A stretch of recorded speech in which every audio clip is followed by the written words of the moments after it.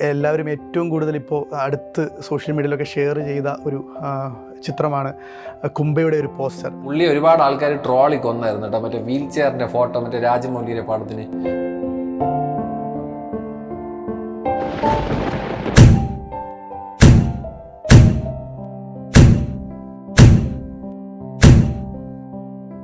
And ഞാൻ ഇന്നലെ പുള്ളിയുടെ വേറൊരു സാധനം കണ്ട്. പുള്ളി പറയണായിട്ട് ഞാൻ മലയാളി ഓഡിയൻസിനെ വിമർശിക്കാം, നിങ്ങളാണ് എന്നെ ഇവിടം വരെ എത്തിച്ചത്.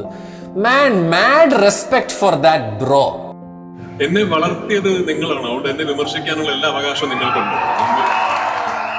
ഈ ആൾക്കാരെ ഒന്ന് കുറ്റം പറയണുണ്ടല്ലേ പുള്ളിയെ. ഒരു സാധനം മാനിഫെസ്റ്റ് ചെയ്ത് അത് അടിപൊളിയായിട്ട് ചെയ്ത് കൊണ്ട് കാണിച്ചു തന്ന ഒരു മനുഷ്യനാണ് ഈ പറഞ്ഞ പൃഥ്വിരാജ്.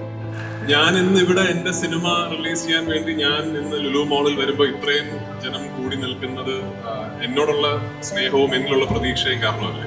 അപ്പൊ എന്നെ വിമർശിക്കാനുള്ള എല്ലാ അവകാശവും നിങ്ങൾക്കുണ്ട്. ഞാൻ മോശമായാൽ മോശമാണെന്ന് പറയാനും എന്നിലെ തെറ്റുകുറ്റങ്ങൾ ചൂണ്ടിക്കാണിക്കാനും ഏറ്റവും കൂടുതൽ അവകാശമുള്ളത് എന്നെ വളർത്തിയ മലയാള സിനിമാ പ്രേക്ഷകർക്ക് തന്നെയാണ്. So I take it with all respect. നമ്മൾ ഈ വന്നിരുന്ന ആക്കാനുണ്ടല്ലോ ഭയങ്കര സിമ്പിളാണ്. ഒരുത്തന്നെ വന്നിരുന്ന് വിമർശിക്കാൻ വളരെ എളുപ്പമാണ്. പക്ഷെ അത് നാട്ടിൽ നിവർത്തി നിർത്തിയിട്ട് ചെയ്ത് കാണിക്കാന്നൊരു പരിപാടിയുണ്ട്. It's A different league bro. ഒരു സത്യം മാത്രമേ എനിക്ക് ചെയ്യാൻ കഴിയൂ. ഒരു ലെസ് ദാൻ 100% എന്നുള്ളൊരു രീതിയിൽ ഞാനൊരു സിനിമയെ അപ്രോച്ച് ചെയ്യില്ല.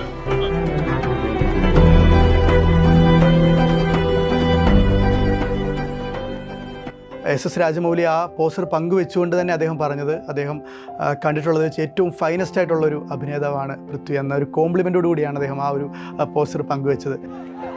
എന്താ മാഷേ അടിപൊളി.